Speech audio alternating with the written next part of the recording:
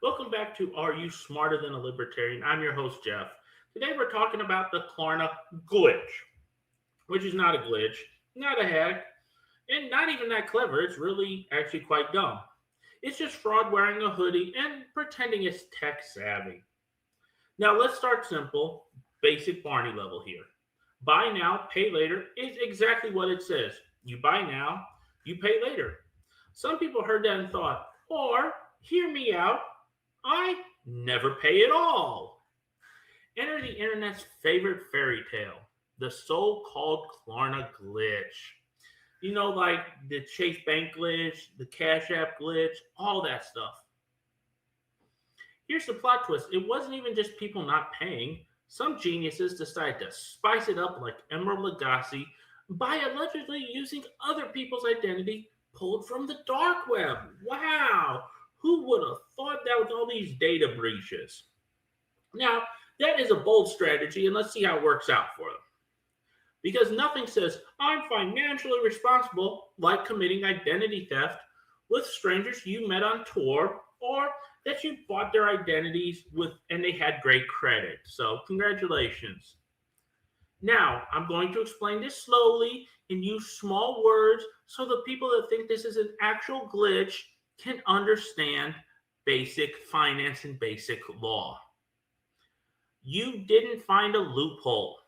You stacked fraud on top of fraud like a felony lasagna.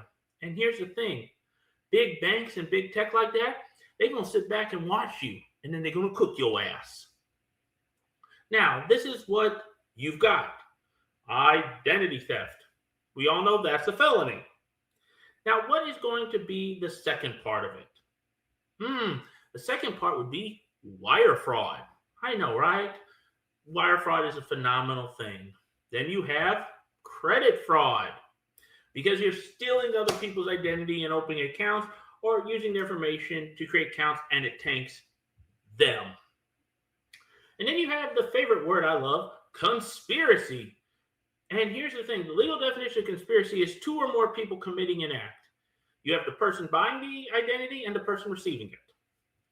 And depending on how dumb you get if you buy stuff on Amazon or whatever, you get interstate commerce charges. That's called interstate wire fraud. That's not a glitch. That's a Netflix docuseries. People online were like, it's just Klarna's fault. They let it happen. Yeah, no, that's not how that works. That's like saying a woman didn't defend herself, so she got raped. She let it happen. My guy, if I leave my car unlocked and you steal it, that doesn't make it community transportation. And here's the part no one on TikTok mentions. When you use someone else's identity, that's not a slap on the wrist. That's felony. That's federal pound you in the back prison. And this is what people don't understand. You think you saw with the PPP loans and all this other stuff. Well, no, they're just taking their time. They're stacking a case. Look at what's going on in Minnesota with the fraud right now. It took them 4 years, but they stacked the case. We're talking, with this being in felony territory, multiple felony counts, tens of thousands in fine, plus the magic word restitutions. Yes, everybody applaud. The dumbasses on here thought it would be funny. So now they're going to get multiple felony counts, tens of thousands in fine, restitution, years in prison if the prosecutor feels spicy. But most of you dumbasses put it out there for everyone to see. I'm going to put a couple of videos at the end that show you just how stupid these people are. And here's the thing, a permanent record that will follow you longer than your student loans, but you probably didn't go to school if you thought this was a good idea. But sure, tell me again how the hoodie you got was worth federal time, and federal prison ain't no joke. And here's the thing, people really thought a company like Klarna was just going to shrug it and say, well played, sir. No, you used a stolen social security number. It's not well played. They're going to get your ass, and it's going to be a while. They're like the predator that lets you tire yourself out before they make the kill. Financial institutions, they don't get mad. They get quiet. They'll give you more than enough rope to hang yourself. Then they hand your file to the people whose entire job is ruining your future politely and legally. And here's the funniest part for me. The confidence y'all had in committing fraud and then getting on TikTok and posting about it with your real profile. You don't think they can find it? That's the funny part. When you're saying these companies can't do anything, buddy, they don't even need to rush. Statutes of limitations are longer than your attention span. You don't outsmart banks by committing felonies on camera and then calling it content and getting other people to come in and be like, man, hit my line for the plug. Let me put you on. Nah. This is a generation without accountability. This is a generation that thinks crime isn't real if it happens through an app. No, it's still crime. The fact that you're too stupid to understand that really explains a lot about this generation. It's the younger generation doing it. Libertarianism says you're free to make choices. It also says when you commit fraud, the state is absolutely free to throw your ass in a concrete room and keep you there. You want to risk your freedom over sneakers? Go ahead. That's your choice. But don't cry about oppression when capitalism sends prosecutors instead of coupons. Because here's the thing, you defraud people.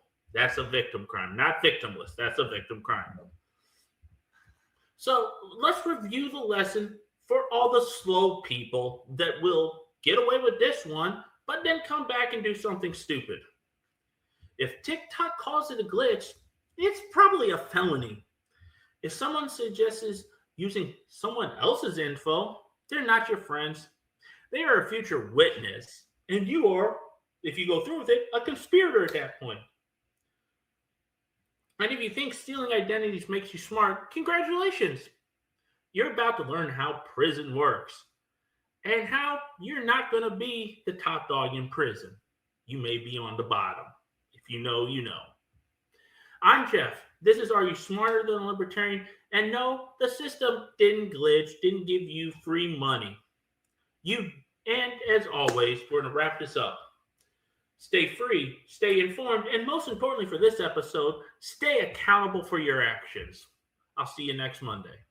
A lot of y'all keep saying the Klarna wave is dead. No, the Klarna wave is not dead. This shit is just beginning. It's just starting, especially the Affirm. Klarna and Affirm is both going crazy right now, folks. If your ass want to lock in, folks, just click the link in my bio. It's just that easy. It's going to take you straight to the method, folks. Once you get the method, folks, you're going to learn everything you need to know, the purchase power and all that shit. Once you get all that shit right, it's going to teach you the step-by-step of how to do it, folks. How to get approved, how to get it to go through, what to use, what the common names you need to use, how to get the common names, all that, folks. If you want to know what's updated on the Klarna wave and to know that shit not dead, folks, your ass better tap in, folks. Click that link in my bio, folks. But you better hurry up, though, because this wave is finna run out, bro.